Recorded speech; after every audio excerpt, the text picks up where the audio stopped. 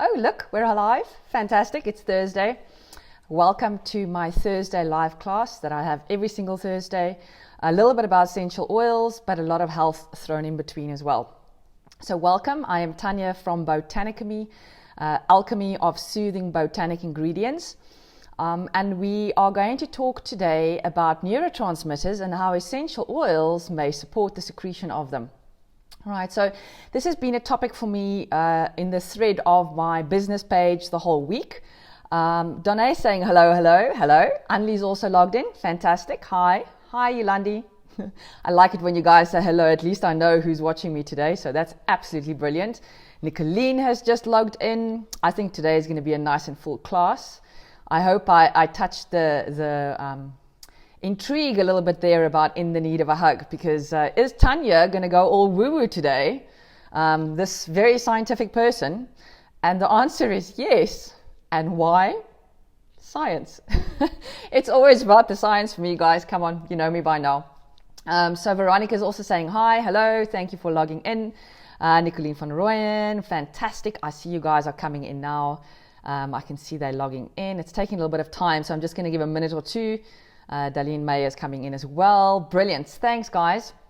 So today, yes, woo-woo, but why? Definitely the science behind the woo-woo, okay? Because that is really what fascinates me. And I really have this passion for educating about the science because nature fascinates me. The way our human bodies are put together fascinates me. And I always had this belief that if I didn't get as ill as I did from seeing bloods and insides, I would probably have gone to study medicine. So I went the other route instead and did the whole microbiology, viruses and all things small under a microscope, because they also really fascinate me. I mean, they're just so beautiful. You know, you can make wallpaper from these things. They're just so gorgeous under a microscope. So very passionate about that, but I think if I could deal with the blood and everything inside, I probably would have liked to go and study the medicine side as well. So maybe I'll look into a little bit of physiology on the side too. Good morning, I can see more people coming in. Michelle, skinny too, hope you're well. And Chucky, hello Gisla, I'm so happy you're in as well today. So for a brief moment, Tanya is going to sound a little bit woo-woo, and we're going to say, are we in need of a hug? All right. Of course, we're all always in need of a hug. All of us, even the very scientific ones, even if you're not a hugger. And by the way, I am a hugger. Bet you didn't know that. Love hugging. Why? Why do we love hugging? Well, it's obviously really comforting. It feels really good. You feel loved. Why? Science behind that. Okay, so the neurotransmitter that is actually secreted as a result of you hugging or holding someone's hand, for instance, or getting a kiss, is oxytocin. Oxytocin is a neurotransmitter that is secreted by the brain, and I'm going to explain a little bit where in the brain, but it's a neurotransmitter that basically gets secreted when one of those things happen, right? So hugging, holding hands, or even kissing, okay? And it is a neurochemical, shall we call it, that is produced by the hypothalamus, and it's secreted into your bloodstream in the posterior pituitary gland. And basically, it depends on the electrical activity of the neurons. So those are those beautiful little structures in your brain, if you've seen electron microscope photographs of them, right? So it's those little starry things with like tails on them. Really beautiful, the neurons. So basically, it depends on the electrical activity of the neurons in the hypothalamus. And this is then, because of this activity, the neurotransmitter oxytocin is then secreted, all right, or excited. So because the neurons are excited, that chemical is then produced by your brain. Okay, so Terry is saying, love hugging too. Oh, good, Terry. And I can see you've got a beautiful cat as your profile. I'm also a cat lover, and let's talk a little bit about the furry ones too. So grandson of 4 cannot give enough hugs. Oh, isn't that just beautiful, hey? That little body just wanting to hug all the time. And do you know why? Because it makes him feel good.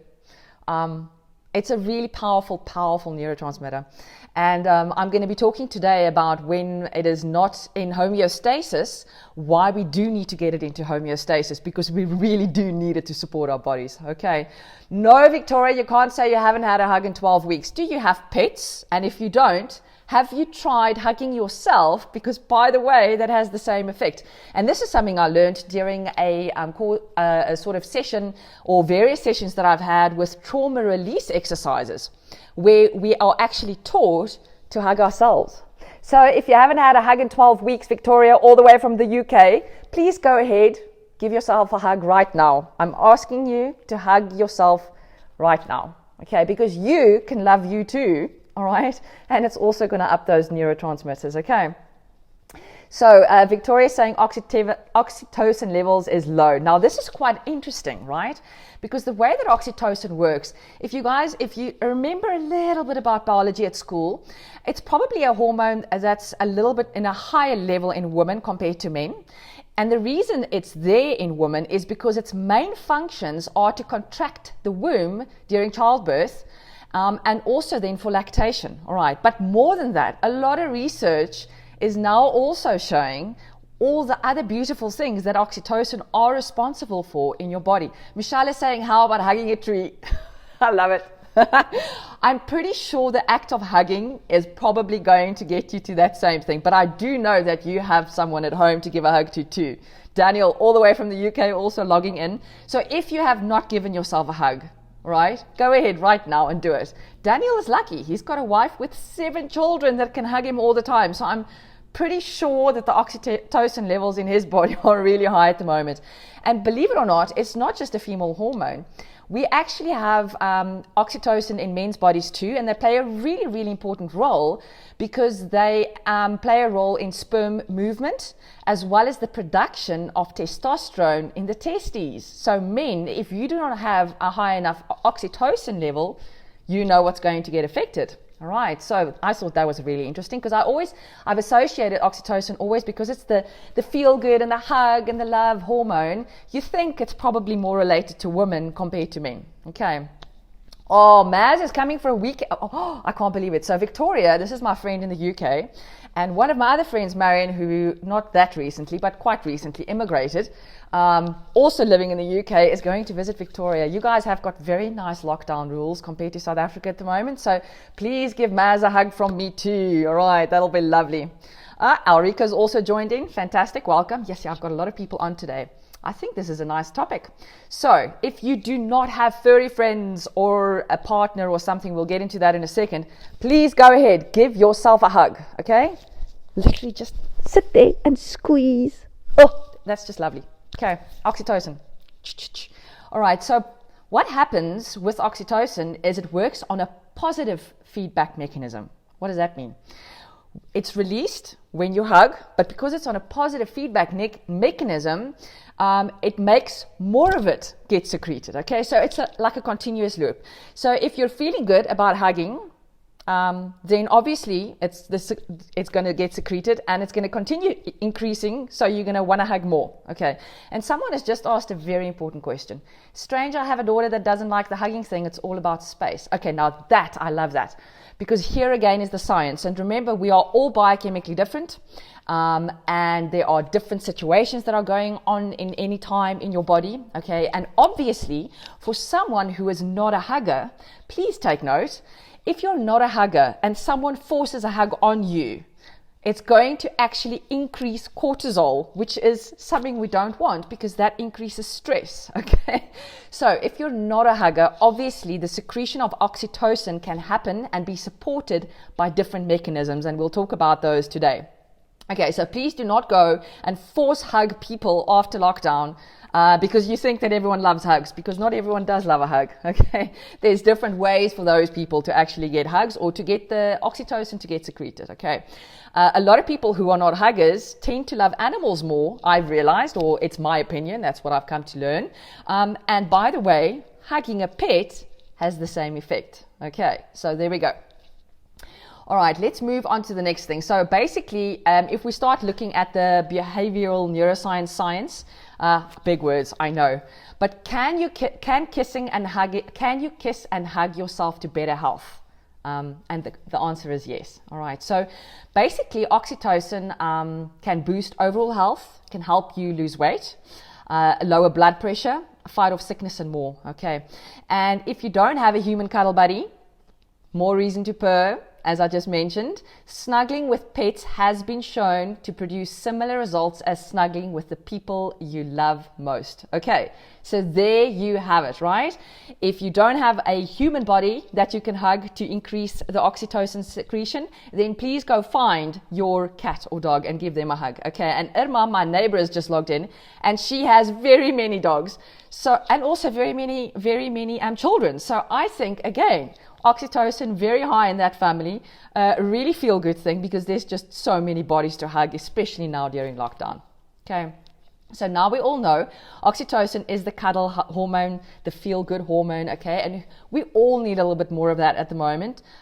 So go hug someone, but don't go hug someone that doesn't like hugging. Okay, that's not the right idea. You're going to let their cortisol go up, and then you're going to have to find alternate ways to support them again.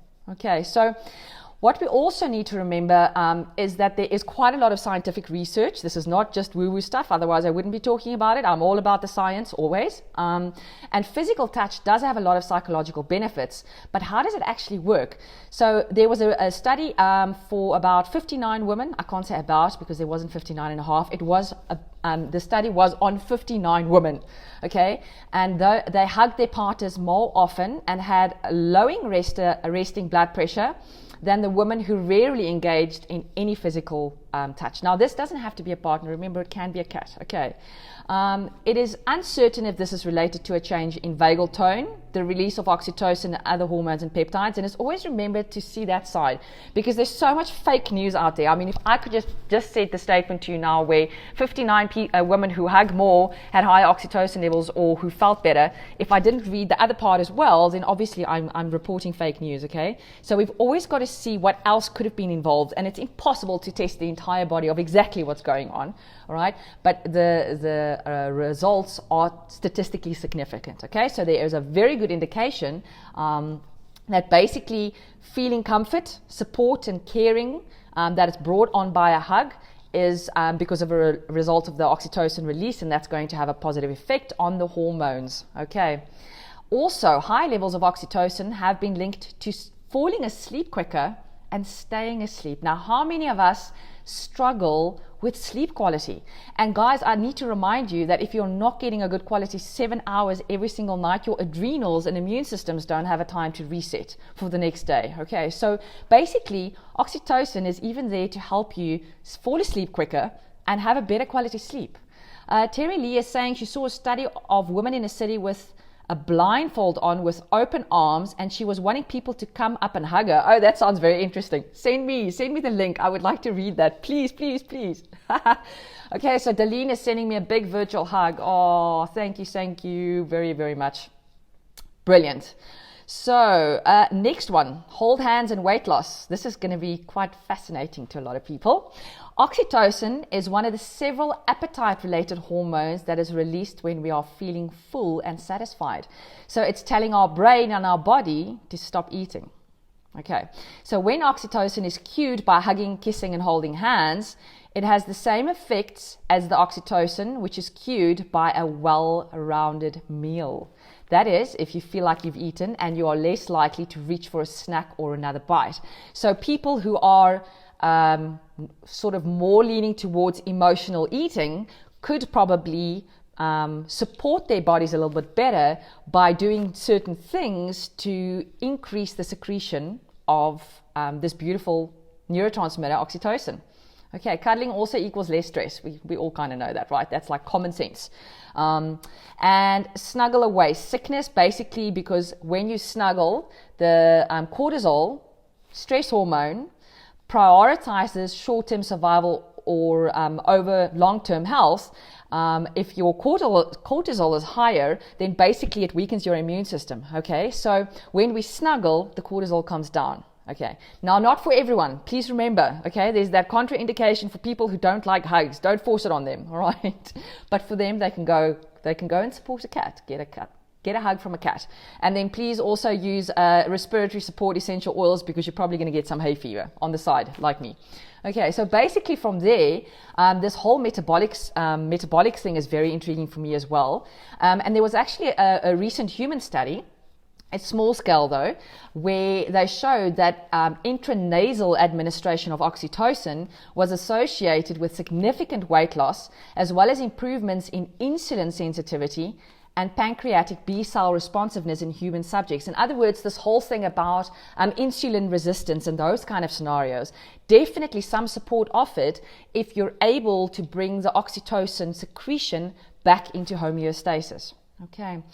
Oxytocin is also very heavily involved through recent research that they're showing in premature sarcopenia. And what that basically is muscle degeneration. So, you know, as we get older, so from our 30s onwards, our muscles actually start degenerating.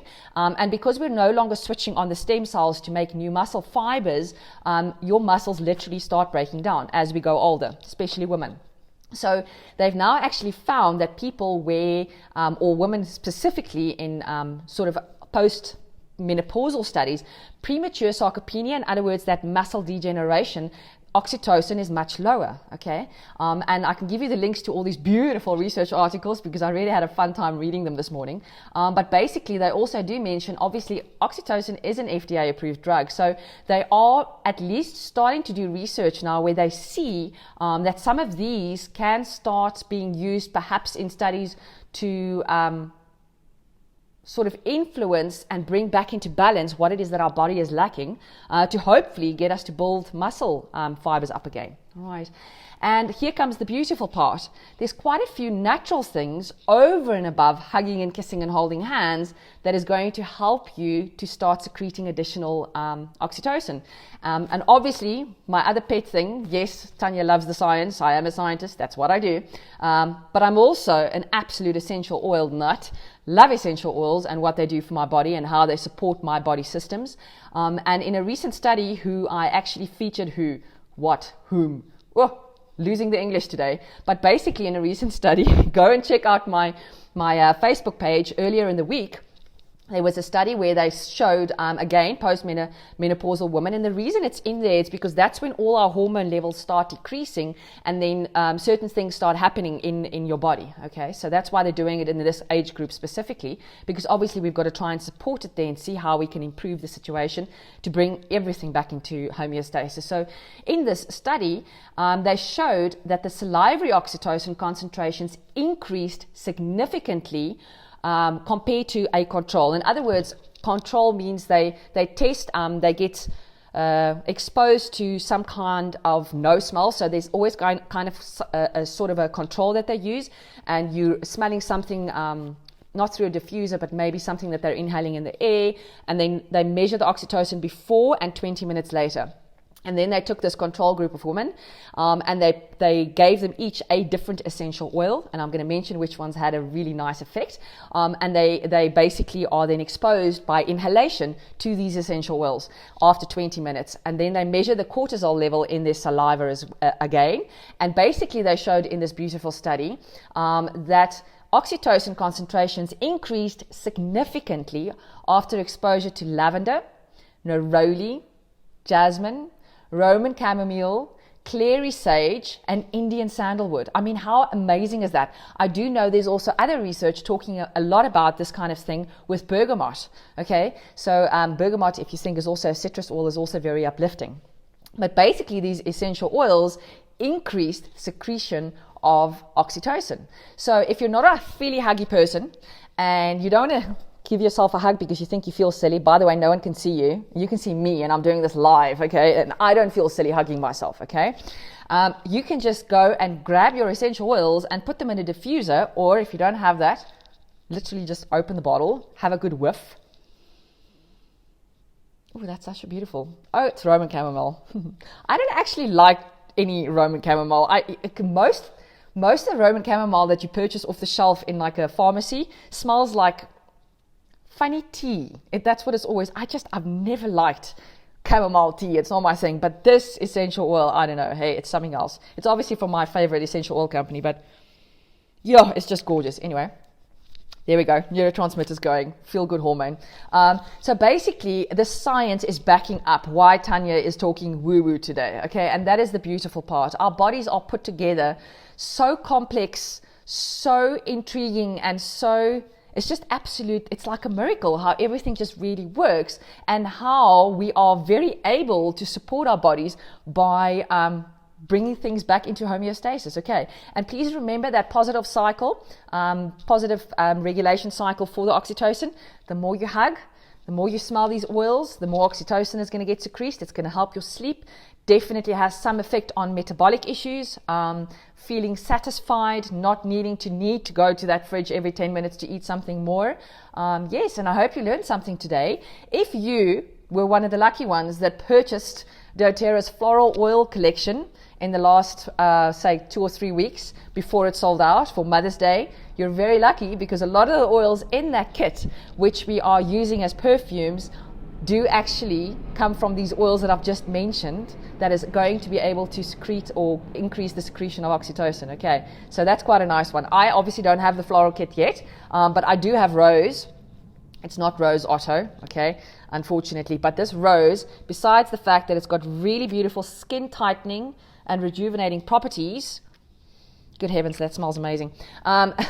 Basically, it's there to help your neurotransmitters too. Okay, so Terry is saying chemical imbalance can cause all these strange feels in your body, and that's so true. Hey, there's so much research about your endocrine system, and how if your hormones are not in balance, it actually causes quite a lot of diseases as well. So definitely a subject that I am fascinated by, and I think I'll probably not do a series, but I think I'm going to start looking into these neurotransmitters a little bit more, and then continue with this education series on a Thursday, so that I can teach you a little bit more about which essential oils can support which up or down regulation of the neurotransmitters in your brain. Okay, so thanks for joining today. Really awesome seeing you all online, and I will catch you next Thursday.